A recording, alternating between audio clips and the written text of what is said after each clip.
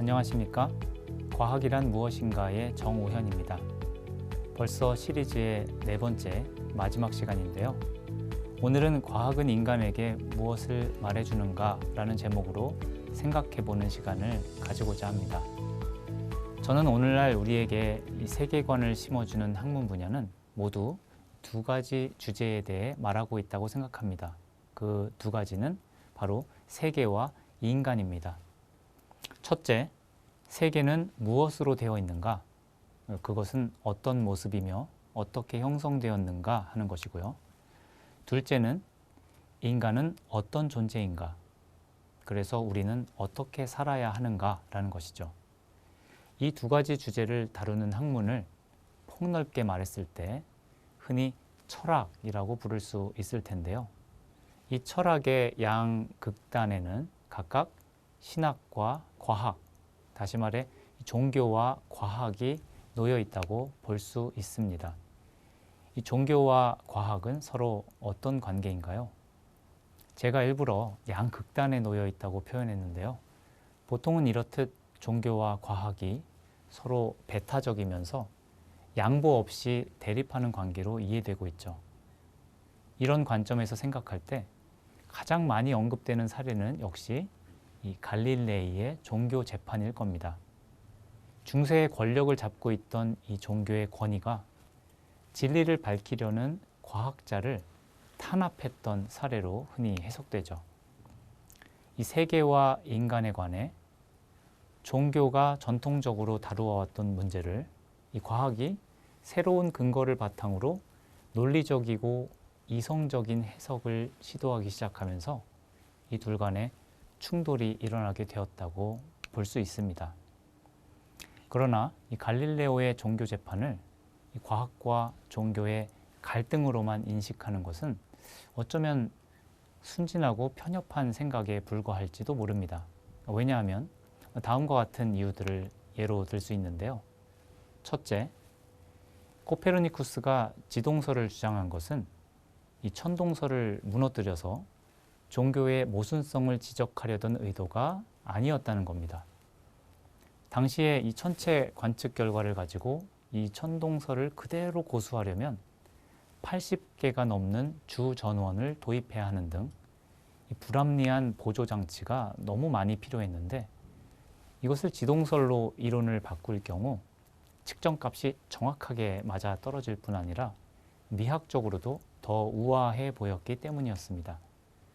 그의 지동설을 바탕으로 이 타원형의 행성 궤도를 완성했던 케플러도 끝까지 신의 존재를 믿었을 뿐 아니라 이 태양을 중심으로 행성들이 회전하는 법칙을 발견한 후에도 이 창조주를 향한 믿음과 존경을 강하게 표현했었습니다. 이 지동설을 지지하는 것이 이 신의 존재에 대한 거부나 반역과는 상관이 없다는 것을 보여주는 예인 것이죠. 이 지동설을 바탕으로 만유인력의 법칙을 발견한 뉴턴도 물리학보다 오히려 신학을 더 많이 연구했다는 것은 잘 알려진 일입니다.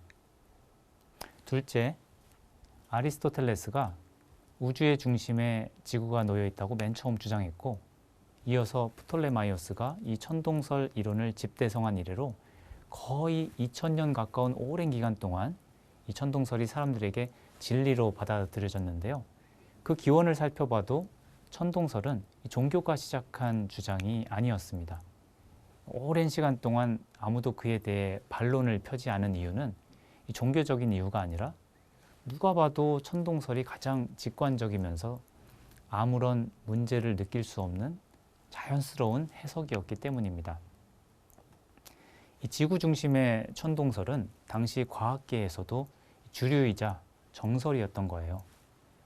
오히려 종교는 그렇게 상식으로 굳어진 천동설을 기초로 자신들의 교리를 발전시킬 수 있었던 것이죠.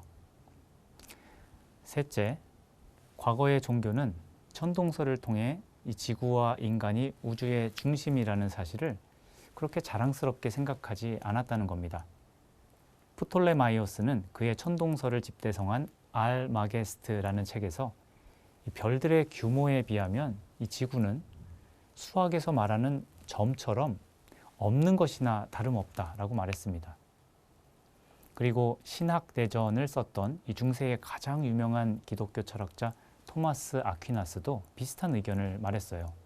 이 우주의 중심에 위치한 지구는 모든 천체 가운데서도 가장 조악하고 비천한 존재다라고요. 우리가 흔히 생각하는 것과 달리 이 천동설에서 지구가 우주의 중심에 위치한다는 주장은 이 지구의 어떤 특별함이나 중요성을 의미하는 것이 아니었다는 겁니다. 또한 진화론을 주장했던 찰스 다윈도 종의 기원 책의 초판 말미에 진화라는 방식을 만든 이 창조주의 의도를 진심으로 존중하는 메시지를 남겼습니다.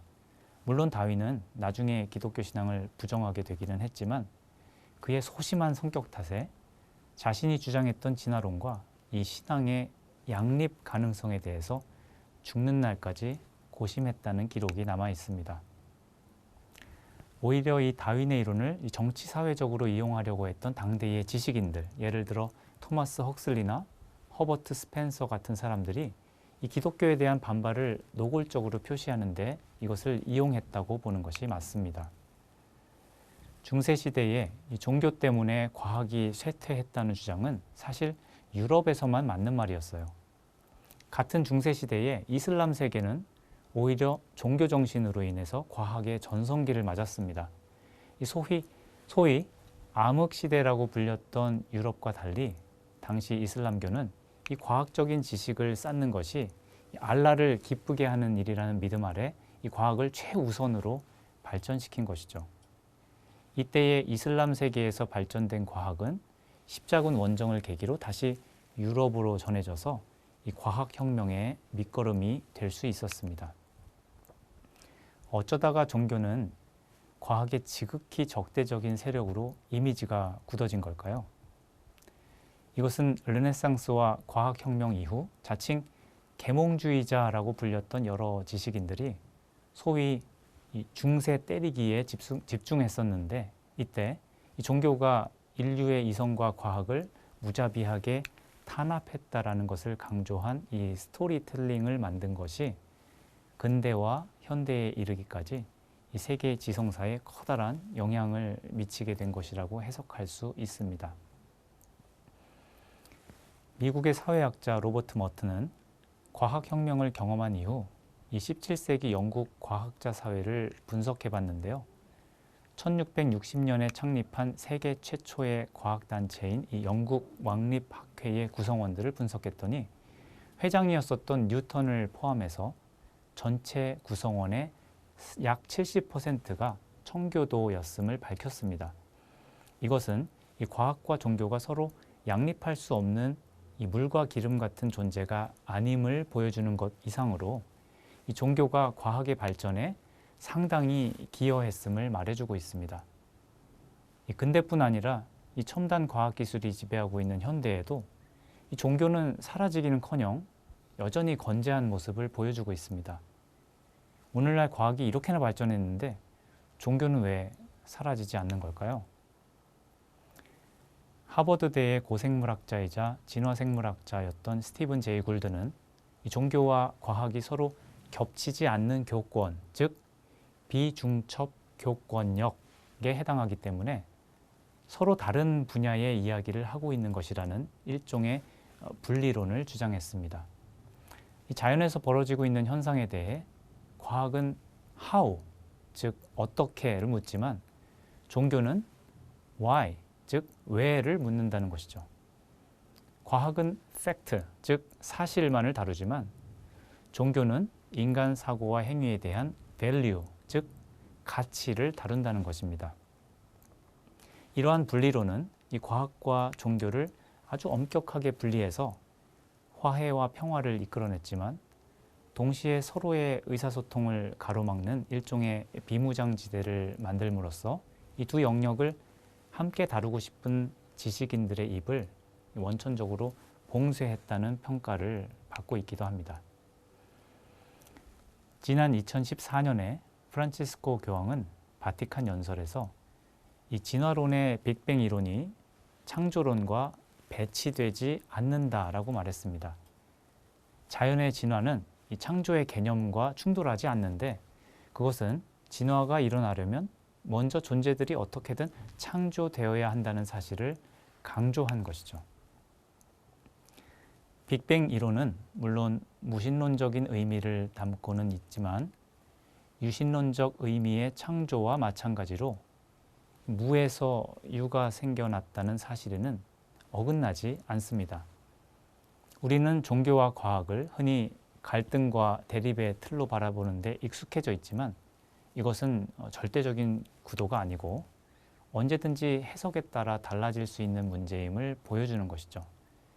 많은 사람들이 간과하는 사실 중 하나는 이 과학의 연구 대상은 자연이고 그것을 설명할 때에는 자연적인 원인에만 한정해야 한다는 것입니다. 그러니까 어떤 초자연적인 현상을 설명하고자 할 때는 그것이 자연적인 원인으로 분석되고 이해될 수 있는 한에서만 이 과학의 타당한 탐구 대상이 될 수 있다는 말이죠. 따라서 진화론이나 빅뱅 이론 같은 이 과학적 연구의 결론을 가지고 신이 있다 혹은 없다라는 결론을 내리는 것은 부적절한 일이라는 의미입니다. 이기적 유전자를 쓴 리처드 도킨스 같이 아주 철저하게 무신론을 지지하는 것이야 개인적인 신념으로 그리할 수는 있어도 이 과학적인 연구로 인한 결론으로서 무신론이 맞다라고 확정 지을 수는 없다는 뜻이죠.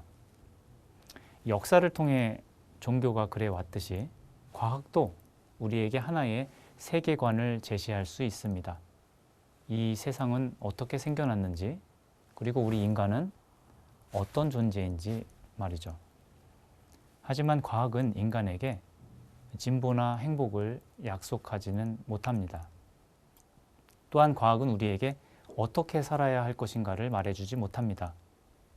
이 과학적 방법론에 의한 이해는 늘 불완전할 수밖에 없고 인간의 요구를 완전히 만족시켜 줄 수 없다는 것을 겸허하게 인정해야 할 것입니다.